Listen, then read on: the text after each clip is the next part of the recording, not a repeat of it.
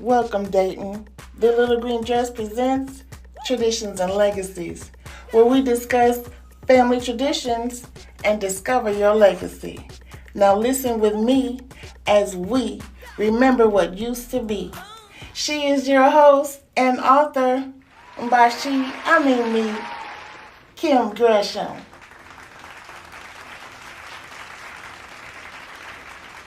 Hi, and welcome to the Little Green Dress presents Traditions and Legacies. I am your host, Kim Gresham. Today we have a special guest, my friend from way back in school. She holds a special place in my heart because she is the superintendent of City Day Community Schools right here in Dayton, and they are the first to induct the Little Green Dress into the school system, and I'm so happy and I'm so proud to invite my friend Crystal G Mosley. Come on in. Hey. Hey, how are you? Good to see you. Thank you for coming. Good seeing you. All right, let's walk over here. You doing all right? I'm good, well. Good. Very well. Thank you. Good. Have a seat. All right. So tell everybody how we know each other, Miss Crystal. We met back at Fairview, I think. Fairview. Fairview. That school ain't even there anymore. I know. It's a lot. And I think we separated because you went to Meadowdale and I went to Colonel White. And you went to Colonel White? Okay, so I'm thinking you graduated with us. No, I didn't go to Meadowdale. Okay, so we middle school. Oh, so that's way back. That's way back. Well, that's all right. Yeah. Okay. So tell me about some traditions in your family. I was thinking about that all day yesterday. And one of the traditions that we have in my family was Christmas Eve. Okay. Christmas Eve was always very special when we were little. And I have a brother and a sister and a god sister. But my brother and my sister, my whole family would come over, my cousins, my aunts, and everybody was required to bring one gift. Okay. Okay, and then we would open one gift on Christmas Eve. We did not get together on Christmas Day. Okay. Everybody stayed home. We got together Christmas Eve, and that was the tradition we did when we were little. But then once we became grown and the cousins and everybody got their own family, well, my mom and dad, they kept the tradition going, but it was for their grandkids. Okay. So Christmas Eve, we would come over. This time, we didn't bring gifts. Okay. They would get their gift from Grandma and Papa. Okay. And so that became a tradition. If you go to my mother's house, her house is lit up. It's the brightest. And she was on Channel 7 one year when we were little, because of her Christmas lights, their Christmas lights, my mom and dad. So we would have, if you go into their house, we always called it the White House Christmas tree, because it's so tall and big. They pay a lot of money for their Christmas tree. So everybody had a stocking. Now, it's a joke in our family now, because we got, my brothers and sisters, we got pushed to the back window. So the fireplace is now the stockings of all 16 of her grandkids. Yes. So, you know, they put gifts and money and kind of stuff in here. And then we circle the Christmas tree, we sing Christmas songs, and then they pass out the gifts. The time was from 6 to 8. Okay. Yeah, I mean, we stay longer though, but that was like the time frame that we did it, especially when my kids were little, because they wanted to hurry up and get home to go to bed because Santa Claus was coming. Santa Claus was coming, of course. You always had hot dogs and potato chips. This year was a little difficult because we weren't able to do the tradition because we had the windstorm. Okay. And it blew a tree down onto my mom's house. Yes. Oh my goodness. It was, and they had to stay in the hotel. They were in the hotel for about a month. So we didn't get to have Christmas. We didn't get to have Christmas Eve. And my kids are grown. They 20, right now 22, 29, and 23. Okay. They were devastated because this was the first time in their lives. They posted on Facebook, We've never missed going over grandma's house and stuff like that. So it was a difficult, because we didn't get to celebrate the holidays as a family this year. Well, so this year coming up, I know it's going to be. Yes. It's gonna, y'all gonna turn up this year because y'all missed the year, so y'all know y'all gonna turn up this year. Yes, yes. It's gonna be the brightest y'all ever seen. Because you take it for granted. You take it for granted, and you just assume that, things are going to stay the same. And I remember my aunt, when she was alive, one of the traditions, we would have Thanksgiving at her house. And then the day after Thanksgiving, we would all go downtown to see the lighting of the Christmas tree. Then we would come back to her house and we would have pizza. Okay. That was a tradition that we used to do, But then when she passed, traditions die sometimes when people pass. You know what? This is why I've started doing this, is because things die off and things do change. I mean, things don't stay the same. And sometimes we need to go back and reflect. Yes. Because those are the times that you can't get back. Just like when you missed that Christmas, they were devastated. Yes. So it's just like we need to get back to family because, like you said, our cousins, they go off and get their own families. Life is life, and it's so easy to disconnect and just stay with your own family. Yes. But when you come together, it's something about when you come together, and you never forget it. It's a warm thing. Now, our tradition in our family, now Darren Bird, he was just here, and he talked about his family doing the same thing. It was Christmas Eve. That's what they celebrated. And then everybody went to their own home for Christmas, so you can just relax. So I did like that. Now, what we did at my house, because it's just me, I'm an only child. I'm an only child, so it's just me. So when I had my kids, our tradition was, and I moved out, so when I had my kids, I would always spend the night with my parents and my kids over their house. And I would always come and spend the night and have the kids. And I remember one time, my daughter, for some reason, she didn't want to go and spend the night, and so we didn't go spend the night, and my mom was upset with me. So we did not do that anymore. We made sure. Because it's a tradition, and you break that tradition, it's hurtful. Yeah, and so now I'm realizing. You don't know if it's going to be the last one. Say that. You don't know. That. We don't know. You don't know if it's going to be the last one, because what would have happened? Right. What would have happened if something had happened to your mom? Right. Girl, you gonna make me cry. I'm about to cry. But now I realize, and now I guess that's a reason why I'm doing this, because I do want people to remember those times. And just kind of reignite and start trying to do those things again. Try to really, just bond with your family. With your family. Okay, so now tell me what you got going on in Dayton. What you got? Well, I am the superintendent of CDA. Come on, CDA. Community school. Yes. I've been there. I'm getting ready to start my 7th year. Okay. God promised year. Congratulations. Thank you. We are very active in the community. One of the things I did was when I came to City Day back in 2017, I brought with me a gentleman by the name of Darren Bell, Sr. He is the president of Restorative Justice Arts. And City Day is not a punitive school. That does not mean that, kids don't get suspended, they don't get consequences, but we have conversations first. Okay. It's a restorative process. Okay. So, and the kids we circle up with them. We give them opportunity to understand how different things happen, different perspectives. So if a child hurts another child's feeling, that child will get to explain how that made them feel. Okay. It's a very powerful process. We do it with teachers.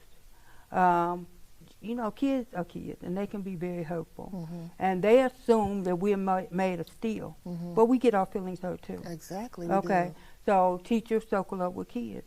And it's a powerful experience, especially when the teacher gets emotional, because the child did not realize that's not how I meant it. Oh, I didn't know I hurt your feelings. I don't mean to hurt your feelings. But it's a way of coming together, bringing them together, and having that restorative conversation. And then you go back. We have restorative conversations with parents. We circle up with parents and their kids. I want to always make sure my environment is safe. I know that's right. It's safe for kids. Not toxic. The bullying has to stop. Got to stop. Okay. So this past year, we instilled a process of circling up with parents because they need to do what they need to do. Right, because a lot of kids do what they see at home. Absolutely. And it's not going to be tolerated. I know that's right. At this environment, not this school. When I got my own school, that was my dream. Living in your dream. I always thought I was going to have to build it from scratch. God gave me one. Okay. Full-fledged, one where I could just work and create the environment and culture that I wanted. My philosophy is a little different than most educators. I believe that, scholars, students are a priority. I do not believe that they are the priority. Okay. The priority is my staff and my teachers. If I take care of my staff and my teachers, they're going to take care of my scholars and their family. Absolutely. It is my job and the job of my principal to make sure that an environment is created where they can teach and students can learn. So that means you're not going to cut up in class. This is not the place for you. I know that's right. I know that's this right. This is not the place. That is so good because, kids and even adults don't even know how to get in touch with their feelings. They don't know how to, say how they feel, really enunciate and say how they feel. Absolutely. And so learning how to do that early, that is awesome. That is that's going to help them so much in life because they'll know how to and what not to do. Absolutely. And it's part of the social emotional learning. I don't know if you've heard that word. Yes, ma'am. Yes, ma'am. It has been really mandated since the pandemic. And our kids, all over the country. It's not just Dayton, it's not just City Day, it's not just Dayton Public Schools. Right. We are dealing with a lot. Being home for 2 years affected them. It affected us as adults. So if you're an adult and we stuck at home trying to manage through all of this, it created a situation and we're still recovering from it. Yes, we're still recovering from it and we're still working to get through it. But my philosophy is simple. I don't use excuses, okay? And I always tell my kids, everybody got a story. Absolutely, that's true. Everybody got a story. So therefore, you do not get to use your situation, your circumstances to validate being disrespectful. That's not going to be, because everybody got something going on. Everybody got something. And I buried my husband. My youngest was 7, 9, and 15 when he passed. He was 41 years old. Oh, so young. He died from lung cancer. So I could have had a pity party. I didn't accept the excuses from my kids. My daughter is dean of students at Emerson School. James is in law school, and Jason played D1 ball for Youngstown State. Wow, that's awesome. So his goal is to go to the league. And he's going to make it. And I want him to go. Yes, I hope that he goes too. We pray that he goes. Yes. That's awesome. I love your philosophies. You are no nonsense. And we need that not only in the schools, but we need that in the workplace. Yes, period. You know what I'm saying? Because people take advantage of people and like management, if it's not controlled at the top, you are going to have chaos all the way down. And I know exactly how that is. Leaders have to lead. They do. Okay. They do. And if you are in a school system and you're the superintendent or the principal, you have to let them know that I got your back. I got your back. I'm not going to allow parents to come into my school and disrespect my teachers. Or my staff, period. I suspend parents. You suspend parents? You can't come. You can't come for the next 30 days, the next semester. You cannot come on my campus. Come on. I ain't never heard that, but that is you suspend parents. I suspend. No, you will not disrespect my staff. Now, this year, I'm getting signs put up everywhere. Disrespect stops here. Ooh, And with you, not that city day. No, it's not. It doesn't have to be that way. It doesn't. And I often tell my staff, because teachers, you know, because we've been trained that we're supposed to take that. But I always give the example. If you went into the doctor's office and you cuss out the doctor, do you think he's still going to service you? Mm-mm. If you go into Kroger's and you disrespect the cashier, she's not going to scan your food. Right, right.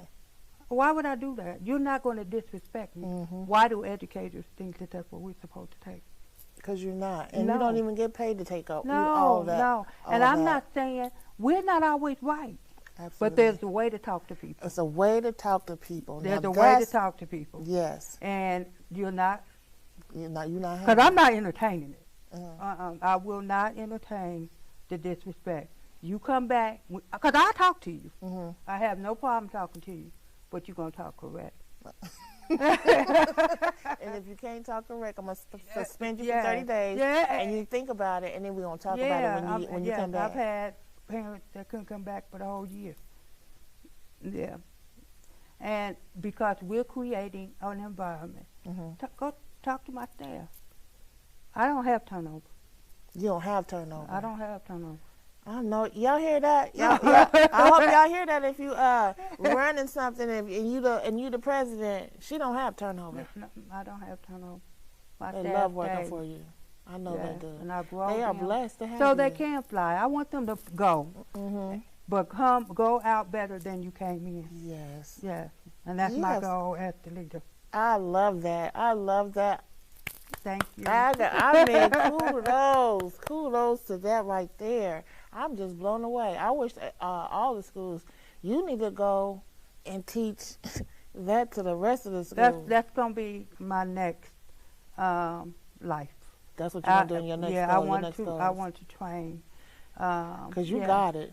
Yeah, because it's not that hard. It's not that hard. It's not that hard. Because what I find, people are not necessarily motivated by money. Especially educators. Right. I can speak from our point. We want to be, we just want to feel appreciated. Right, right. And I do all I can to make my staff know that they're appreciated. You know, we have built in, so when I do the schedule, I may have a PD day on a Friday and President's Day is on a Monday. So then they have 4 days off. And the PD may be virtual, so they don't have to come in. They don't even have to come in. I do stuff like that. It's the little things. It's the little things. You know, have early dismissal just to give them a mental break. Stress. One of the things that I did when I came to City Day, they are mandatory. It's mandatory for them to take 4 mental health days. It's mandatory. You have to take 1 mental health day every quarter. Just take a day off. Okay, and just relax. If you don't take it, you lose it. Okay, take your mental health day.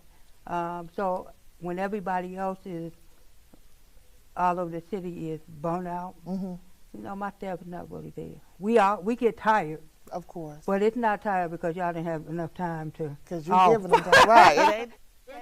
It's the mental, dealing with the mental, the mentality, or just dealing with the everyday emotional, life. Yes. Because dealing with kids, and we are not just educators. We're the doctor, we're the social worker, we're the nurse. You know, they come in. Last 2 years, 2 of my kids were killed. Both playing with guns. Oh my goodness. Yes. So, you know, yes. I don't know, that was stressful for everybody. It was literally almost to the day. So both of them were in summer school. Summer school ended. One was killed on August 1st, 2021. The other one was killed August 5th, 2022. Almost a year apart. So we did a tribute to them right before school set out. So and we pray, you know, just protect my kids, especially when they go, because it's always Yeah, it's scary because you never know. You never know. Just like you said, that could they be your get last a hold of these guns, and what they did, so we focused on that. Okay. Yeah. So let me ask you, tell me about HARAMBE really quick, and then I'll ask you the legacy question. Okay, HARAMBE is the Swahili word that means to pull together, come together. We do HARAMBE during the regular school year. We do it on Friday. During the summer school, we do it every day. Okay. Okay, and HARAMBE is made up of 5 different components. Being a read aloud guest, read aloud is one component. Then we have the song, and they sing a song, and then we have cheers and chants. That's the best part of it because it's cheers and chants. So you'll get to see all of that when you come. And then we have recognition, where you recognize, they get to recognize something, other people. And then we have the calming down stage where we sing hush. And everybody gets quiet. Okay, almost like a meditation type. And then we do announcements. That's when Miss Graham, that's her name now, Miss Graham and I come to the circle, and we have our announcements, our expectations for the day, and that's HARAMBE. It lasts for about 45 minutes. Okay. HARAMBE is like a roller coaster. That's how I explain it. So you start off real like this, and then you go up. Then you get to cheers and chants, and then you got to come down to the recognition, and then you're quiet. Then quiet out. Time hits announcements. Okay. I like that. You build it up and then bring them on back down and then send them back to the class. Yeah. I like that. Well, I'm excited to come and read at the read along for HARAMBE. Thank you for the invite. I'm glad. I really appreciate it. I'm glad each one of my kids will be able to get your book. Yes, they will. Thank you so much. They will, and I'm going to sign each and every one of them. Yes, I wanted to tell you to do that. Yes. I wanted to give them your autograph. I am going to sign each one of them. Yes, I will. Thank you so much. So let me ask you the legacy question. If you, because we're talking about, because I started this when we were in the pandemic. So I was doing, the first year, 2 years ago, the first season, I was doing these across, using 2 phones, just doing Facebook Live. Okay. And I just had my backdrop behind me. So now, season 2, doing a little different, but the question is still the same. If you were to leave this earth today, what legacy would you leave? I want them to be able to say, Crystal was fair. Crystal was fair. Simple. Crystal was fair. Now, let me tell you something about fair. I always believe that, when it comes to when I'm in a relationship or something like that, or even when with my friends, I'm always like, with my grandbabies, just be fair. Being fair, that takes out a whole lot if you just be fair. But fair is not always equal. No, I know that. Fair is not always equal. So when they look at me, because I'm not going to, I have to explain it this way. I'm not going to get, 2 kids could do the same thing. They may not get the same consequences. Okay?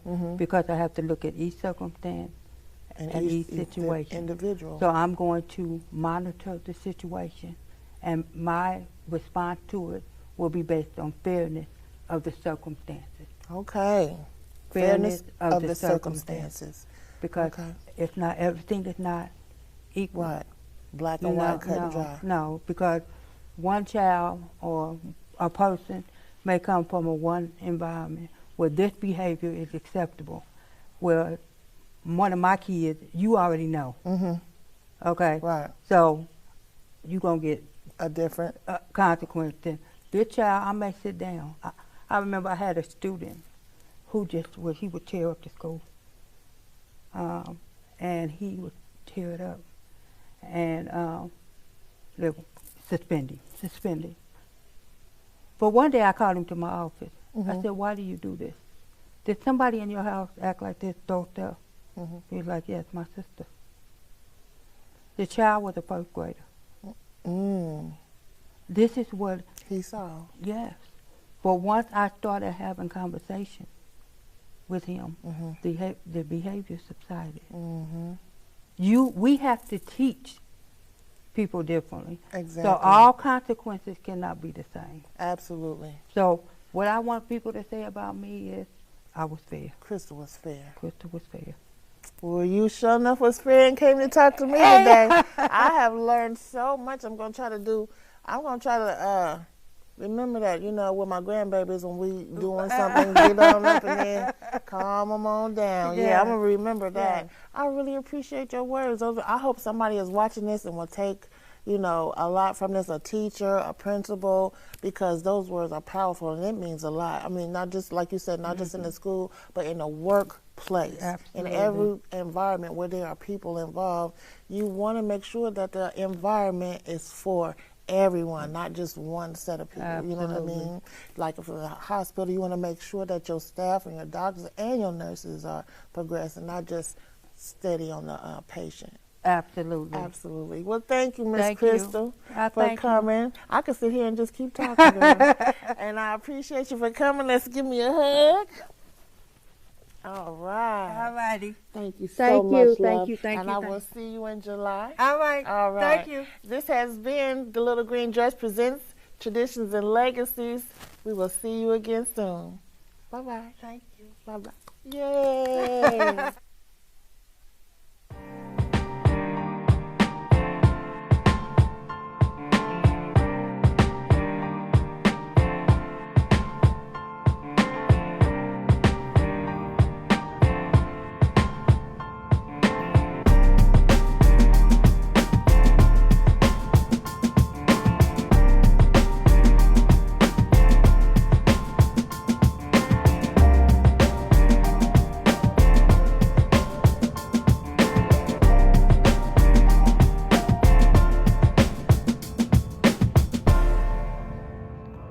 Watching The Little Green Dress Presents Traditions and Legacies.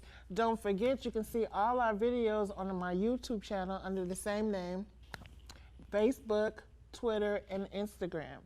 You can purchase The Little Green Dress coloring books and books from Amazon.com, also from The Little Green Dress online. Thank you.